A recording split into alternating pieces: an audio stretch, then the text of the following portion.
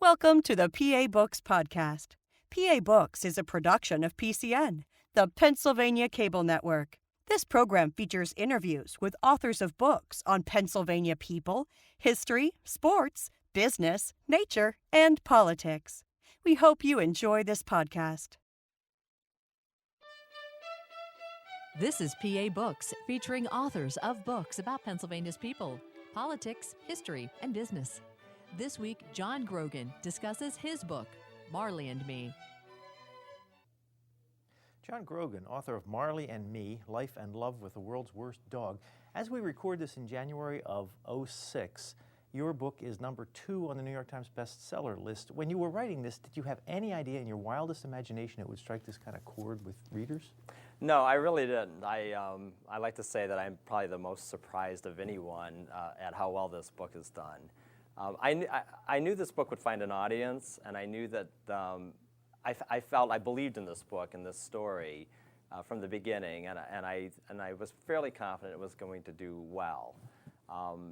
I did not think it was going to come out of the gate its very first week out on the New York Times bestseller list. It came out at number 10, and it's now in its 13th straight week on the bestseller list, and it just keeps moving up. It was 4 last week, and it's 2 this week.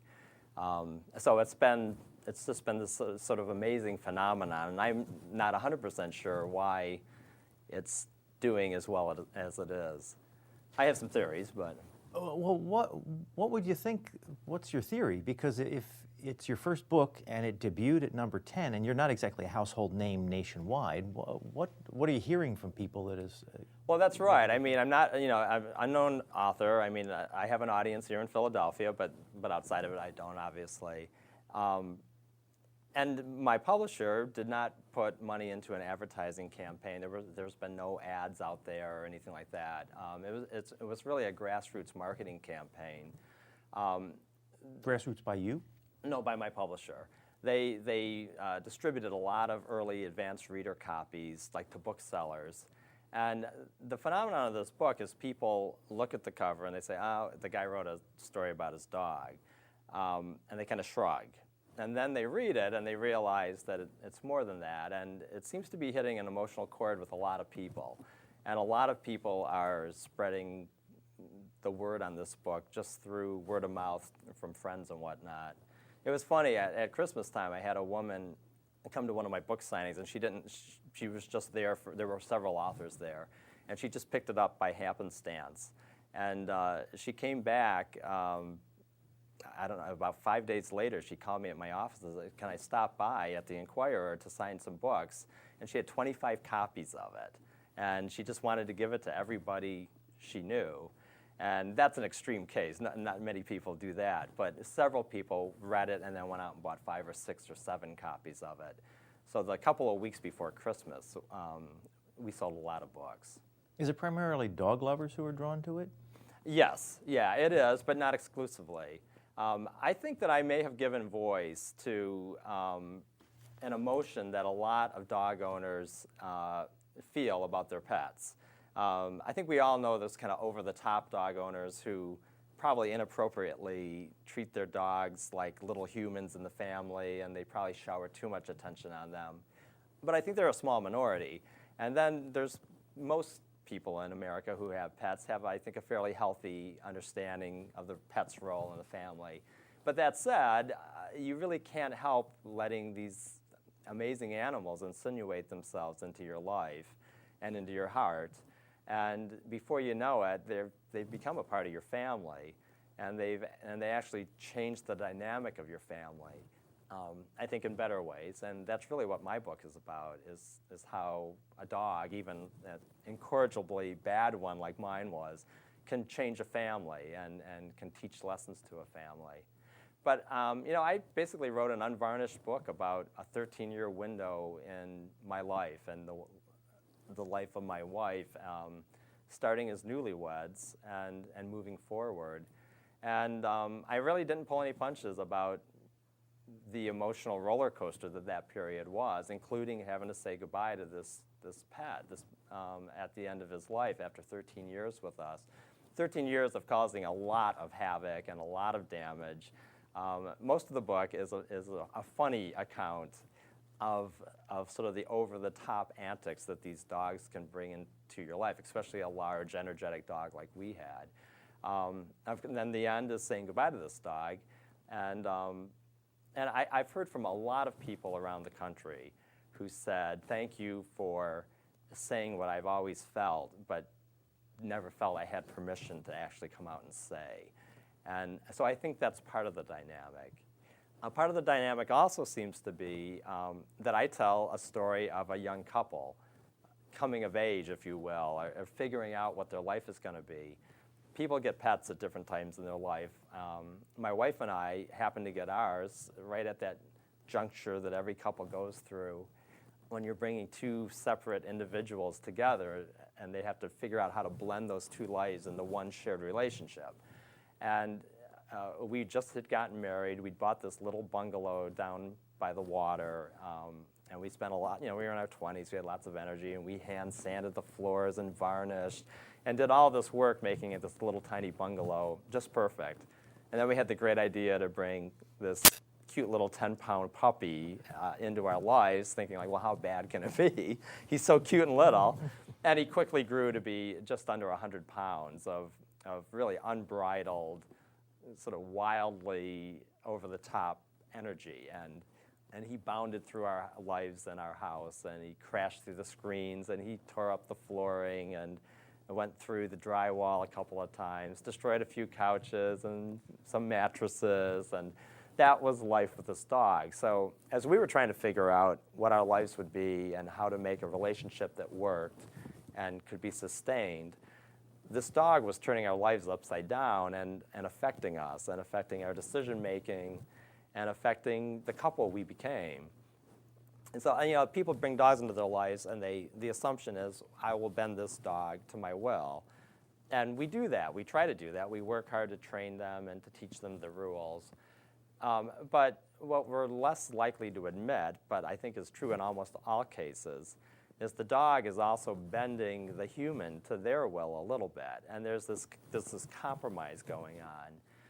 And so even as we were trying to shape Marley to fit into our lifestyle, he was shaping us as the couple that we became, and eventually as the parents we became. And we're different people because of this dog. And I would argue that we're better people because of this dog and some of the lessons that we took from him and the tolerances we learned and the patience that he forced us to have and to find. It would have been really easy to get rid of this dog. And at one point in the middle of the book, I write about it. We almost did. My wife had a really hard second pregnancy, and she was on bed rest for 3 straight months. And meanwhile, we have this little 14-month baby in the house. We're living in Florida at the time. We have no family support around us. They're all up north. And she's on bed rest. We have an infant. I'm trying to hold a job down. I'm a newspaper columnist down there at the time. And meanwhile, Crazy Marley is he's not calming down at all, and he's crashing through everything. And one day I came home, and we had this beautiful white cotton couch that we had bought, for a Florida home, and it was splayed open right down to the springs. And my wife was beside herself, and she was crying, and she was discouraged, and she said, either you find this dog a new home, or I will. And I thought, I just got to get him out of her hair for a couple of hours, and she'll be okay. And I took him out for a long walk. And when we came back, she had calmed down, but the next day she said, I'm serious. He's got to go. I can't go on like this. Because he really was destroying our house one bit at a time. And Did you ever get tired of it and think this is I just did, too oh much? Sure. I mean, I'm very frustrated, but I also found myself kind of having this male bonding going on with him. Like after we had babies, and there's all of that whole responsibility with children, he was kind of my guy friend in the house, and he started out as Jenny's dog, my wife, and there was a transition there somewhere after children started arriving when he really became my dog, and that was obvious and clear. So I was heartbroken. I mean, I really did not want to get rid of this dog, and that's when I started realizing really how much he meant to me. And so I started working with him. and really drilling him and training him. He'd already been expelled from obedience school once at this point. After 2 lessons, they said, don't bring him back. Whatever you do, please don't bring him back. And so I re-enrolled him with a different instructor, and we got through it. To make a long story short, we got through it, and we moved on, and Jenny loved that dog more than anyone. And she was really suffering the postpartum blues after the second pregnancy and this tough and this whole tough bed rest situation. And she came out of that, and we went on to have 13 great years with him. So I guess if there was a single word that I would use to describe this book, it's commitment. I mean, he taught us about commitment and the value of commitment, and sticking with those we love even when they're flawed, and in his case, deeply, deeply flawed. And that's him on the cover as a puppy, and then he quickly grew into this big, giant sort of powerhouse that really changed our whole home environment. But in many ways for the better. I mean, there was lots of laughter, lots of joy, lots of rolled eyes, lots of embarrassing moments that then made great stories to tell at cocktail parties. Did you write them down as they were happening? I mean, I did. How did you reconstruct all this? I did. That's an interesting question, because especially with the memoir coming into focus lately, with James Fry's novel, it's a memoir, but with some fiction in there. In my case, and I've been a newspaper journalist for 25 years, so my instinct is to document and to capture things so I don't lose them. And just like when you go on an interview, you're writing everything down you can get. So when you get back to start writing, you have this document. And that instinct carried over into my personal life, and I've always kept an active journal in a Word document on the computer. And so as these things were happening, I would go out late at night, and I'd just write them into my computer. And I have hundreds of pages of these moment-by-moment descriptions through the course of this 13-year period. Was it much different writing a book than doing a daily column? Yeah, certainly. My column is a little under 700 words. How often do you? 3 times a week. And if someone is not familiar with your column, how can they read it? I am a columnist at the Philadelphia Inquirer, and if you go to philly.com, on the web, there's a little tab to click columnist, and I'm in there. And so all my columns run out there, and people, a lot of people read it all over the world. It's interesting to see how that dynamic works. Well, what do you put in your column? My title is Pennsylvania columnist, so I am free to write about anything around the state. I mostly focus on the Pennsylvania suburbs around Philadelphia. We have another columnist who writes out of New Jersey. So I'm really on the Pennsylvania side of the Delaware. I don't write much in the city because we have a city columnist too. I do quite a bit on the state legislature because that's considered part of my beat. And they always give me plenty to write about, which is a blessing for a newspaper columnist. But what I really try to do is to capture the experience and the joys and the frustrations of being a Philadelphia suburbanite.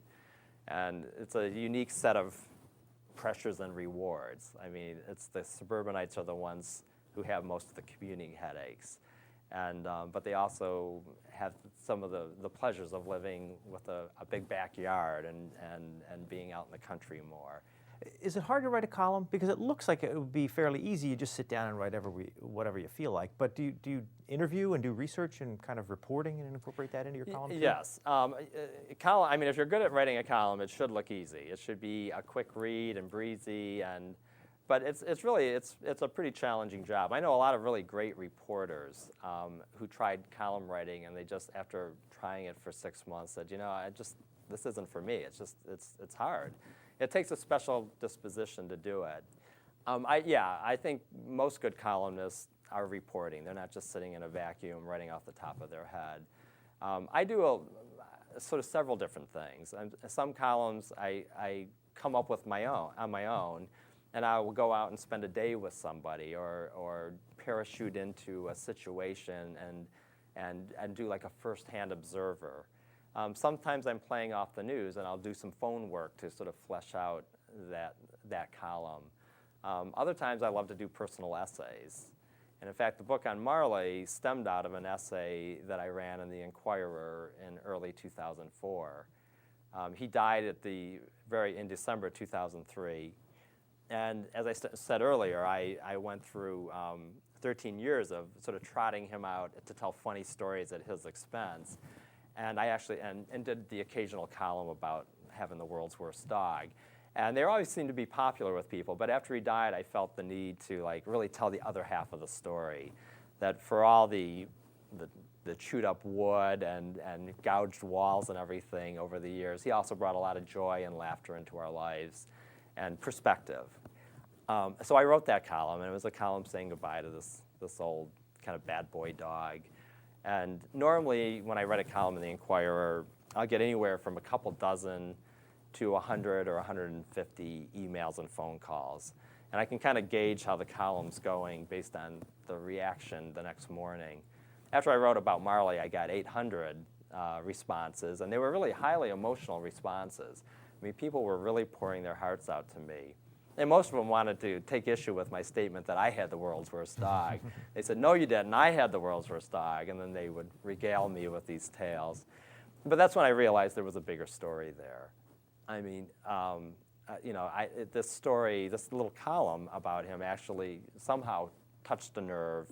And I had always thought that there might be like a funny book in this crazy dog, because he did have sort of a bigger-than-life presence and an eventful life. He was in a feature-length movie in which he caused total havoc, by the way. But what's the name of the movie? It was called The Last Home Run. Went straight to video.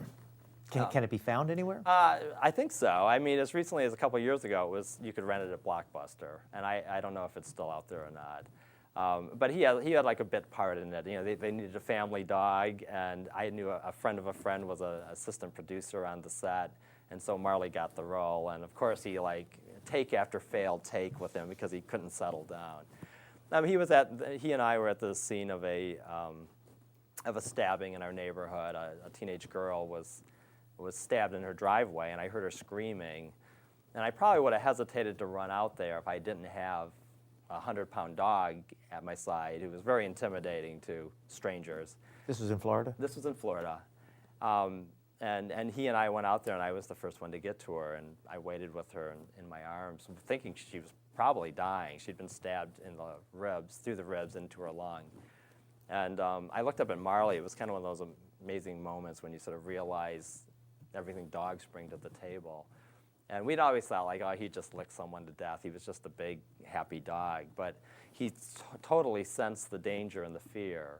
And I lost track of him because I was concentrating on this 17-year-old girl. And when I looked up, he was standing like 15 feet out from us, and he was totally in a fighter's stance. His fur was up on his shoulders, and he was looking in the direction the assailant had run. And I really knew at that moment that if that guy came back with the knife, that he was going to have to get past that dog first. And so there were a lot of moments like that in his life. And so I decided to do a book that told the whole story, not just a string of funny anecdotes about his bad behavior, but about also the enrichment that he brought and how rewarding it was to have this sort of like amazing animal in our life. And I started writing it in early 2004 while working full-time at the Inquirer. I was writing like early morning, 5 to 7 in the morning. And it took about 9 months, and I had it done. Did many, it's a first novel or first book, and usually authors of first books get turned down by multiple publishers. Were you turned down by multiple publishers? Well, no, I wasn't. I was braced for that because the stories are legion about, getting 100 rejection notices and maybe not even being able to find an agent who wants to represent you. I got an agent in like 48 hours after making inquiries, and I wrote it on spec with she was the only one seeing it as I was writing it. And when it was, again, she kept saying, this is all about the writing. If I try to pitch this to a publisher and say, well, I have a client who wrote this story about his dog, it's a hard story to pitch in 30 seconds. It's like some guy wrote a book about his dog.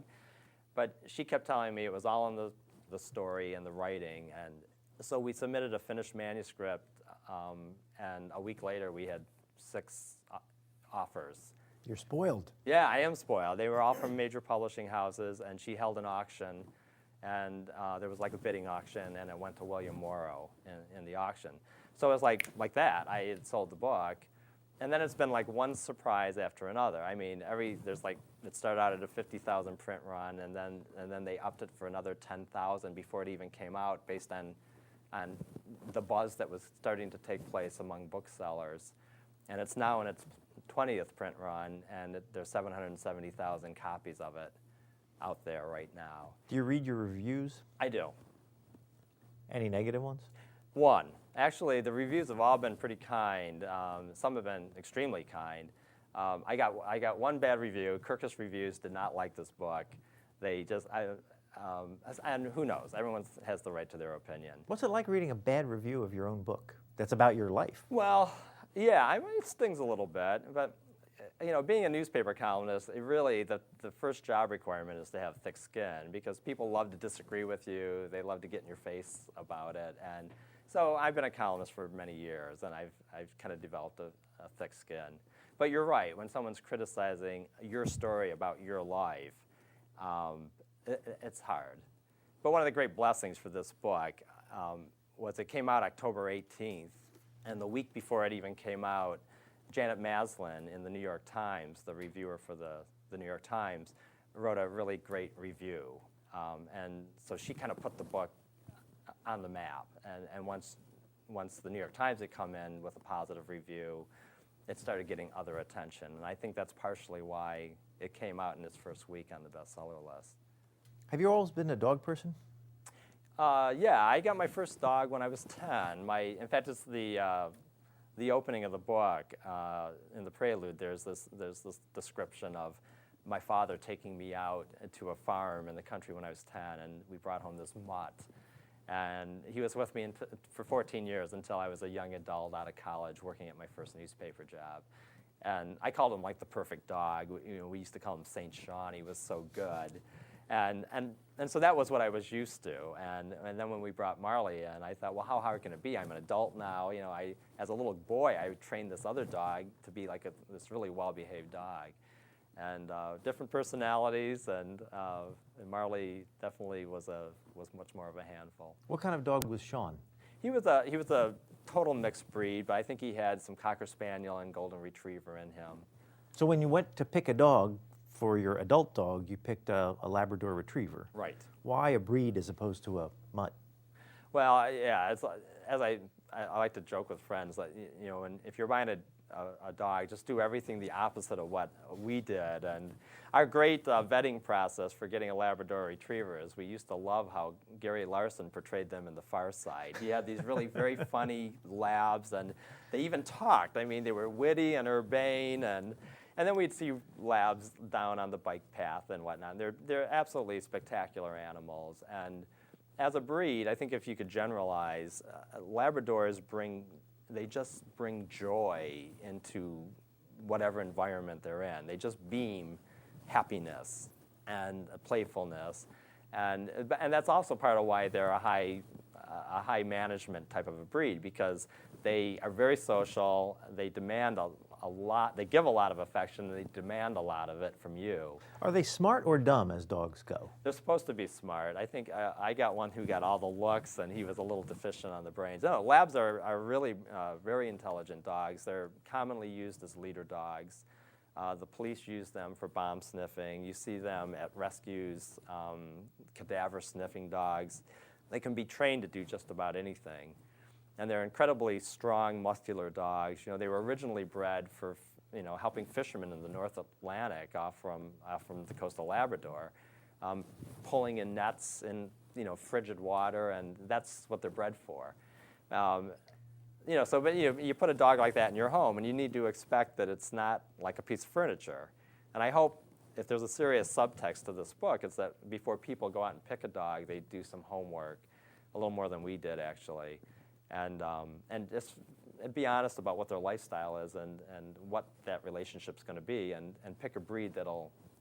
There are sedate breeds that'll be a great inside dog, and then there are others that really you shouldn't have unless you really plan to give them a lot of exercise every day. How did you work a dog into your lifestyle? Because both of you worked at the time you got the dog. Right. Well, right. what happened to Marley during the day when you were both at work? Well, my wife is a newspaper reporter as well, a journalist, and we had staggered hours. So she would go in at like 8:30, and I wouldn't leave the house till 10. And then she'd come home at noon for lunch. We lived very close to her office. Did you have a fenced yard? And we had a fenced yard, but he would stay inside during the day, where he was safe and out of trouble. And then she would come home, and then she would be done with her day pretty early in the day, and I'd work into the evening. So he was never really alone for more than 3 or 4 hours at a time, and so that really wasn't an issue. What did you do when you traveled?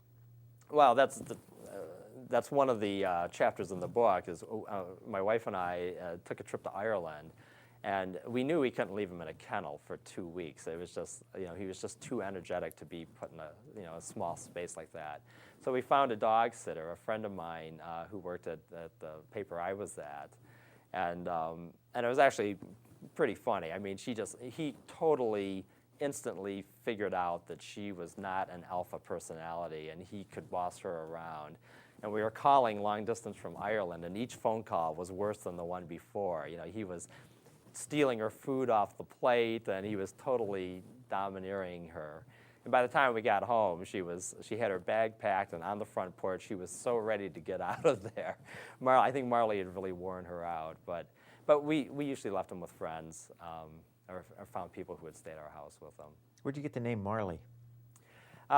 Marley, there was an interesting story of that, and that's in the book also. Actually, the second chapter of the book describes this. We went and we picked out this little puppy, and the first thing we did as dog owners was to have like a big fight over what to call him. And my wife wanted what I considered to be feminine names for a male dog, and she thought I was like leaning too heavily towards like macho names. And so we were arguing back and forth, and my wife, to drown me out, I suppose, put a cassette tape in the stereo, and it was Bob Marley, one of our favorite musicians. And his song, Is This Love, was always kind of a theme song of our relationship, and it just happened to be queued up. And so this great song comes on, and we both looked at each other, and like we'd rehearsed it, we both said, Marley, that's it, and that's how he got his name. Now, you registered him with the American Kennel Club, and you say you had to come up with a fancier name, so you came up with Grogan's Majestic Marley of Churchill. That's right, that's right. Did you imagine him being in dog shows at the time? Oh, I was totally delusional about this dog. Yeah, it's like, I kind of half-jokingly talk in the book about growing up in a mixed breed family myself. I'm a little Irish, and a little German, a little French, a little English. So this was like my big chance at pure breeding and a blue blood line. And so, yeah, I really thought, we got this AKC purebred dog, and he was a magnificent looking dog. He really was. He was like an Egyptian sphinx, He was just this beautiful, tawny, big muscular animal. But he didn't have what it took to be a show dog. But when I was naming him, my wife thought I was absolutely ridiculous. I was really dead serious, saying like, this has a really good ring to it. And then our vet broke the bad news to us that you really want to like end this gene line right here and now. So we had to we took him to be neutered. The vet was saying, like, I really don't think you want to breed this dog. You have a line in the book about where the vet gives an expression when you're talking about breeding him, and the vet's expression says, "Good God, man, for the sake of future generations, we must contain this genetic mistake at all costs." That's right, that's right. So you had him neutered? Yeah, we had him neutered, and we almost didn't have him neutered.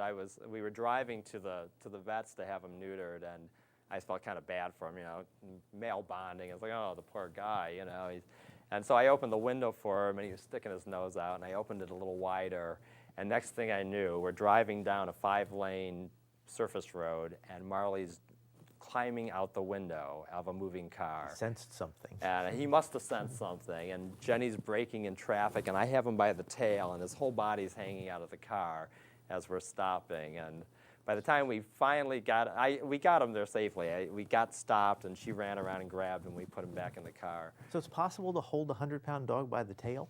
Yeah, well, his hips were in the car. He was sort of over his belly hanging out, so a lot of his weight was being suspended on the door. And I was holding him for dear life so he wouldn't keep going. And we got him back in the car, and we got him there, and by the time we got him there, my blood pressure was up to here, and I said, give him the works. Was he different after he was neutered? Not tremendously. I mean, the neutering did not take any of his sunny exuberance away or his high energy levels. It took his sexuality away. So he wasn't humping or going after female dogs after that. But he was still as wild as ever. How did he get along with other dogs? Oh, famously, he was great. Smaller dogs would come up and try to pick fights with him. And he just didn't even understand that they were challenging him. His tail would be going, and he just thought it was play. So he played all the time and was happy all the time. And that's why I was so surprised when my neighbor was stabbed, when I looked at him and I saw this like fierceness come out in him that I really didn't think was possible. Now, you write about your family quite a bit in this book. And first of all, your wife, Jenny, how long have you been married? 18 years. How old were you when you met? Oh gosh, we met right out of college. She was very young, like 22, and I was like 25. And then we dated and kind of bounced around to different papers.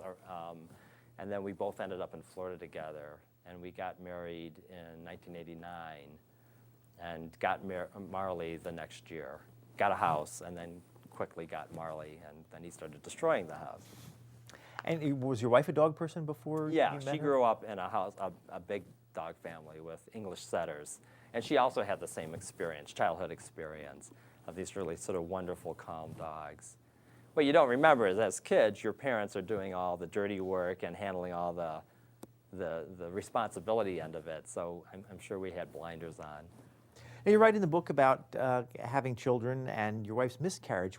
Were you reluctant to share that? I mean, the times it was difficult to write about, or you just didn't want to tell people about this The part of it? miscarriage is an interesting aspect of this book. It's from hearing from readers. I mean, many readers point that chapter out as the most powerful chapter in their opinion of the book, and it's really in there almost accidentally. I told you that I keep detailed journals, and when I was going back through my journals as I started writing the book, I was looking for anecdotes about the dog. And I came across this kind of incredible single-spaced document, very long and detailed, that I wrote the night of my wife's miscarriage. I got her home from the hospital, got her to bed, and after she fell asleep, I went out and I just started pouring my heart out. And it had nothing to do with the story of the dog, but in a way it did have something to do with the story of the dog. Because when we came back from the miscarriage, we walked in and I got my wife seated in the living room. And then, like I always did, I went and let Marley out of the garage, and his typical entrance was this crashing through and kicking up the floor rugs, and his tail would knock things off the coffee table, and total bedlam. And that's what he did this time. But as soon as he got around the corner into the living room, I was about 5 seconds behind him. And when I walked around the corner, I couldn't believe my eyes. This wild dog who had just come crashing through a second ago was standing perfectly still with his shoulders between my wife's knees and his head resting on her lap, looking up at her, whimpering, perfectly still, his tail hanging flat between his legs. So in that little 5-second window, he detected her grief and this sort of great, overwhelming sadness, and like instantly responded to it. That's, like, the amount of empathy was really sort of an amazing thing to observe.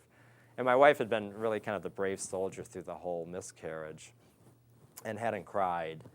And something about that moment with the dog, she just buried her face in his fur and just sobbed her eyes out. And I read this journal entry, 13 years later as I was writing the book, and I said, this is like really powerful and really immediate. It's not a piece of writing. There was no conscious writing going on. It was just me trying to get it out of me, this emotion from this very painful day.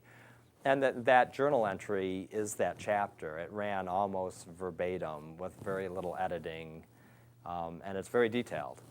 And people ask that question, like, well, how did your wife feel about that? And my wife's also a writer, and she understands, as writers do, that if you're going to write about something, you need to write honestly about it. And if you can't be fully honest, you should really find another topic that you can be.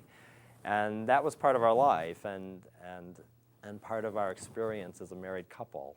And it was really, very quickly writing this book, it became obvious to me that the only way to tell the story of Marley was to tell the story of us as a couple, and to tell that honestly.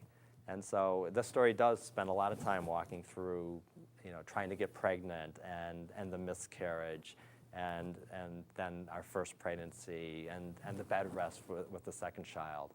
You have how many kids? 3. How did Marley take to sharing the house with another person? Well, that was one of Marley's great saving graces. He didn't have a mean bone in his body or a jealous bone in his body. And he just happily became second fiddle, and he loved those children and was very gentle with them. And so there were never any issues with him being aggressive with the kids or even being just clumsy around them. When I was in the room, he'd want to, this big powerful thing knocking me over. But he knew that the babies were different, and he'd settle right down, and they'd climb all over him. And so yeah, like when he finally died, my wife and I lost a beloved pet, but for my children, it really was like losing a family member. They did not really understand the difference, because they, right from day one, their earliest memories, there was this big yellow uncle, licking them on the face and right there at their side, stealing their Cheerios, and so it was a tough thing for them. But I think also a really sort of nice and beautiful way to introduce a child to death. It was something that we controlled and we had within our family, and they could grieve for this animal and kind of get to understand death in that capacity before having to deal with it on a human level. How old were they when Marley died? Well, it's a few years ago, so I think my oldest son was 11 at the time, like 11, 9, and 7. Can I ask you a little bit about your background? Where'd you grow up? I was born in Detroit and grew up just outside Pontiac, Michigan. My father was an automotive engineer. Everybody in my neighborhood, when you live in Metro Detroit, everybody works for the auto industry. I grew up outside of Detroit and spent my whole life in Michigan, including my first newspaper job out of college, and then got a fellowship to get a master's degree, like a mid-career journalism degree from Ohio State University, which took me to Ohio, which was a big rivalry when a Michigan kid, my dad went to University of Michigan, so that was like a no-no. But I had a great year at Ohio State. And then I went to another journalism program in Florida, and that's what got me down there. And from Florida, I got hired at the Fort Lauderdale newspaper. What was your first job as a reporter?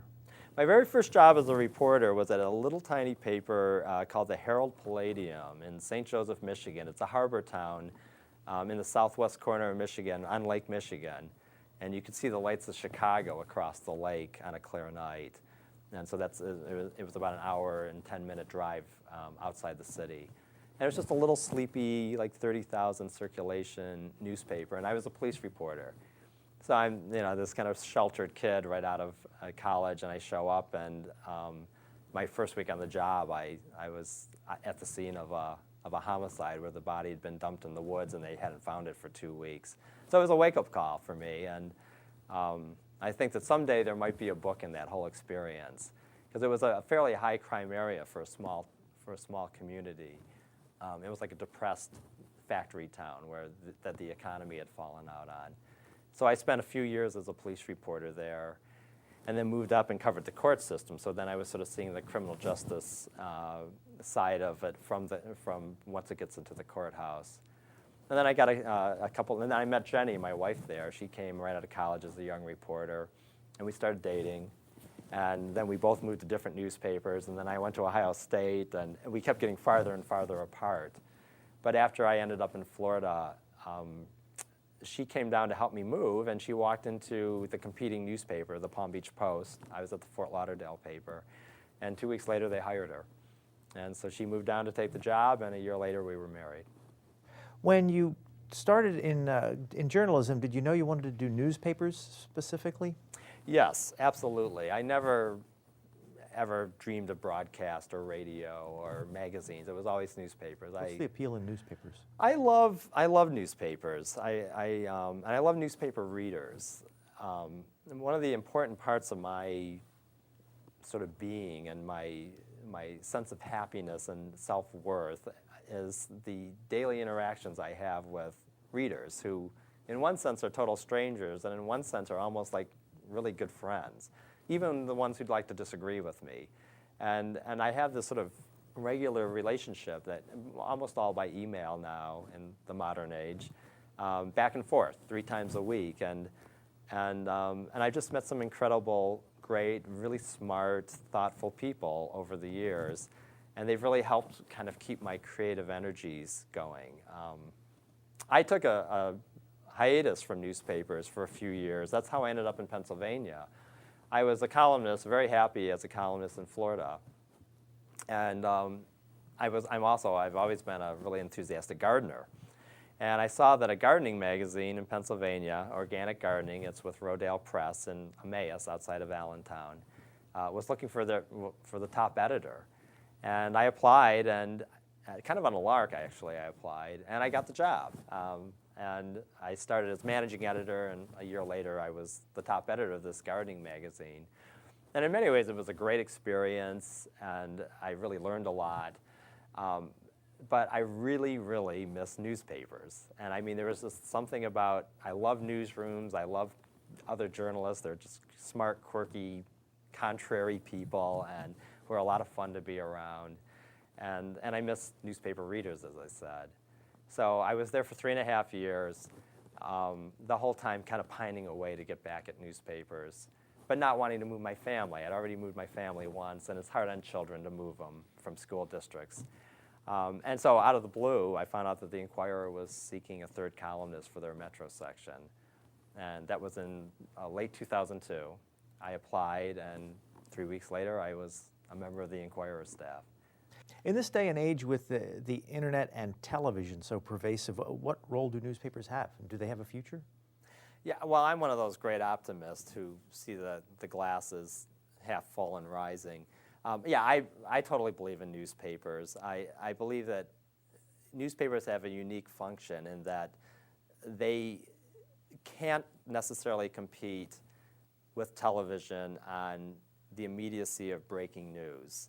A good example is on 9/11 with the planes flying into the World Trade Towers. There was a 24-hour delay at best before newspapers could even come in on that story, and it was totally a television-driven event, as it needed to be. And all of us print journalists were sitting there in front of the television as well.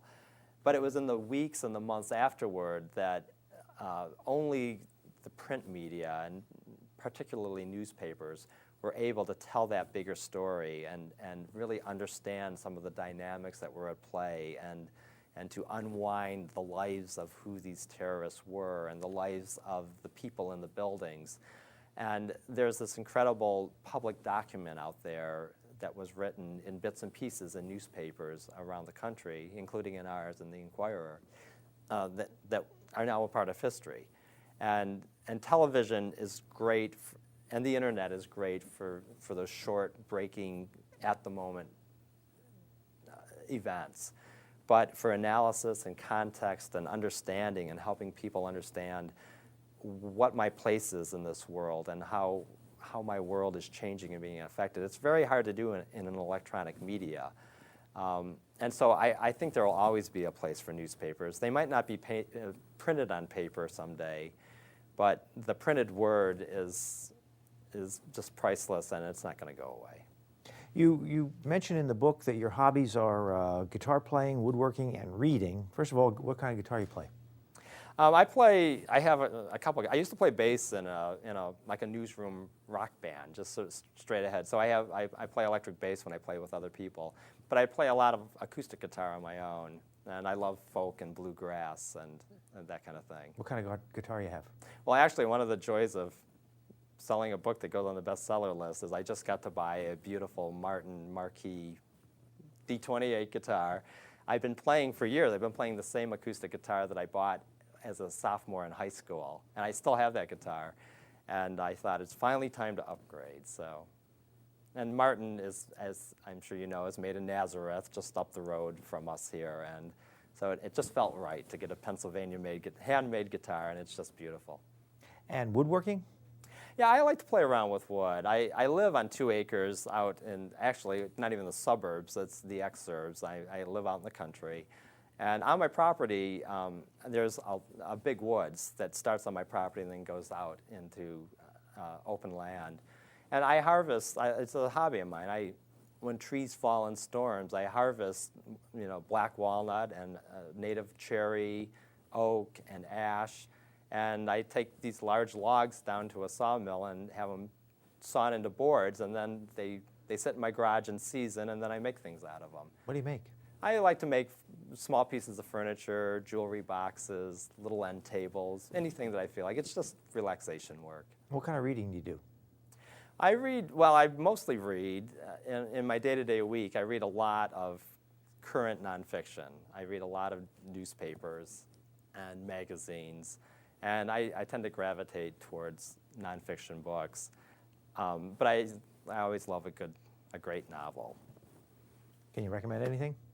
Well, one of the novels of the last year, and I read it later than most people, was The Lovely Bones. I mean, it was a bestseller. But it's one of those books that, I read it like a year and a half ago now. I'm still thinking about. It's just a beautiful book. Now, getting back to Marley, and your move to Pennsylvania, will you tell the story about your flight you flew Marley from Florida to Philadelphia? Right. Yeah, Marley had obviously never been on an airplane, and in fact, he wasn't even very good in the car. He was one of those dogs who would shove his shoulders between the 2 front seats, and his nose would be pressing on the rearview mirror. He was so big. So we had to take him on the plane. And, we're a family with 3 little kids now, including my daughter was only 2 at the time. So we have her in a stroller. We show up at the airport with this big dog, and the vet gave us tranquilizers for him, so he kind of looked like all sort of saggy-eyed. And we had this crate for him, a travel crate. And he was too big for the crate. And they said, well, we cannot let you take him on that plane unless he can get in there and turn around freely. And he barely made it into the crate. I mean, he could barely fit. And then we almost missed the plane, and we had frogs with us and crickets and all the kids' little pets, goldfish in a bag. And we get out to the plane, and we finally get on the plane. We almost missed it. And all of a sudden I hear barking coming from the hold of the airplane. It's because Marley's going up in there, and he's wondering where we are. And I just looked straight ahead and tried to pretend that he wasn't our dog.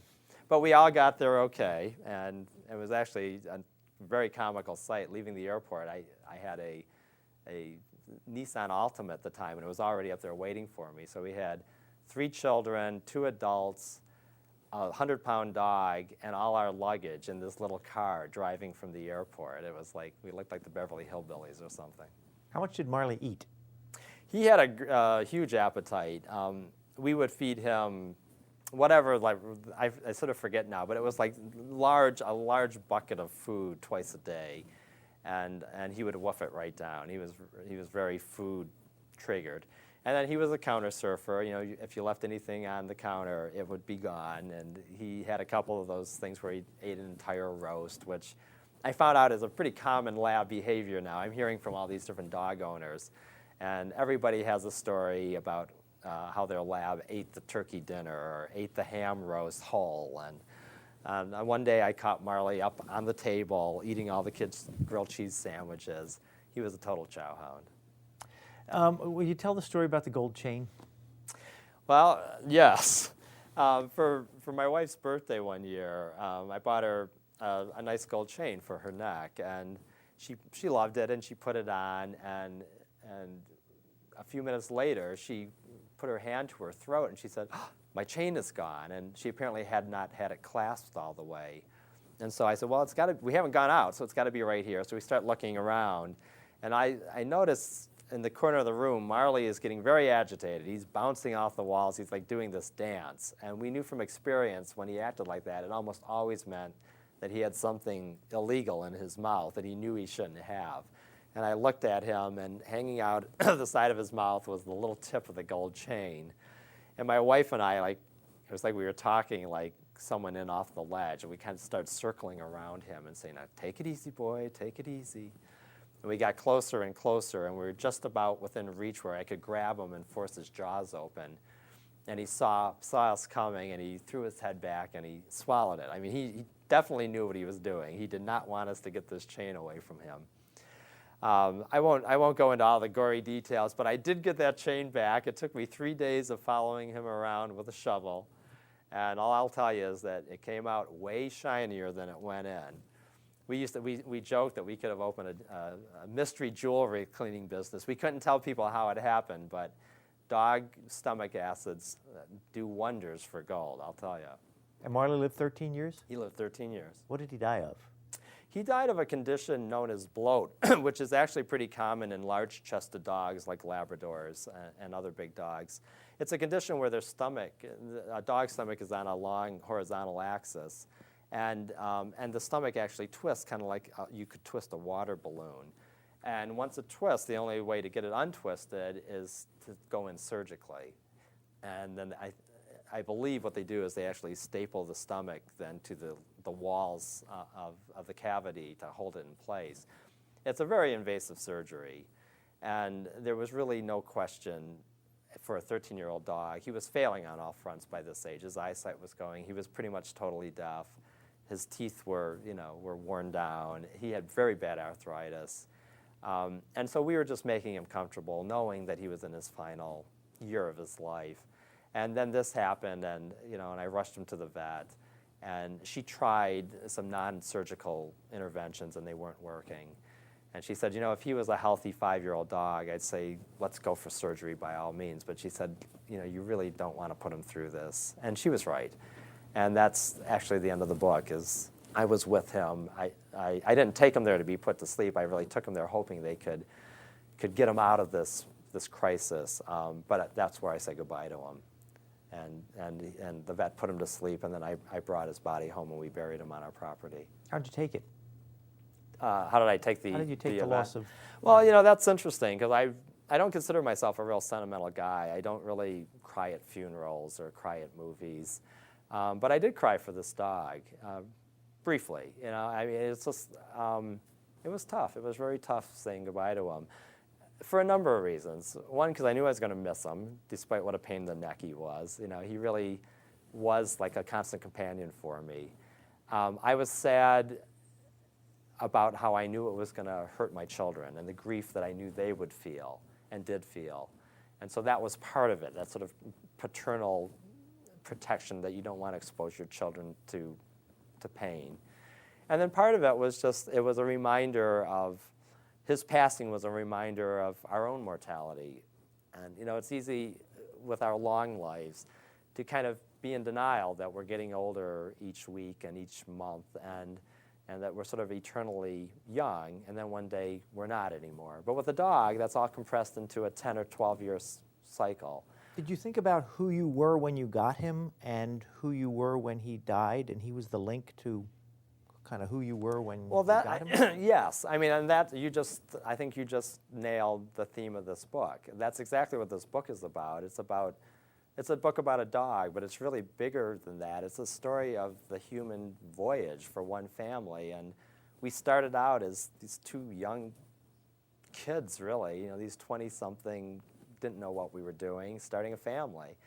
And 13 years later, and we're saying goodbye to this dog, we changed a lot. We were now parents and had a mortgage and had 3 kids in our home and job responsibilities and all of those things. And so his death was like kind of a wake-up call reminder that, we are mortal and life is finite, and that's what makes it valuable. But it also is what makes it a little bittersweet as well. After Marley died, how long were you dogless? We we survived about 9 months without without a dog, and I describe that in the book. It's kind of a double-edged sword, because on one hand, life was much more comfortable without this big shedding dog in our life, and we no longer had dog fur flying around our dinner table and on all surfaces, and The floors weren't scratched anymore, and the windows weren't all gobbed up from him putting his nose on them. But the house was empty, even a house with 3 children. We all felt it. You know, the kids felt it, and my wife and I felt it. So 9 months later, Jenny and the kids, I was actually working, went out to and they did their homework this time. They found a really great breeder, and both parents were on premises, so we could see what both the father and the mother were like. And we got a female yellow lab, so we went with that lab again. Yeah, the book, You didn't learn the first time. Yeah, I was going to say, the book's about lessons you can learn, and apparently we didn't learn, but we did, because we ended up with a great dog. She's really very gentle and smart and focused. We jokingly call her the anti-Marley, because she's everything he wasn't, and in a way he was everything that she isn't. She's a great dog. We love her. Compared to Marley, she's a pretty uneventful dog, though. Do you write about her in your column? No, in fact, I joke with her, you know, when I'm out throwing sticks. I say, you know, there's no book in you, dog. So get used to it. You know, she's too good to write about. I've never written about her, other than to just mention her in this context. Now, since this book, your first book, was about your life, you have another book in mind? Yes, I do, and I've actually begun it. And I love the first-person narrative as a form of writing. I always have. And so my next book is going to be staying in that genre. I'm working on an autobiographical story of growing up in an Irish Catholic home, and the journey that we take growing up with our parents, and then sort of finding our independence from our parents, and then eventually coming back to reconnect with them in the later days of their lives. My father died about a year ago, in December last year.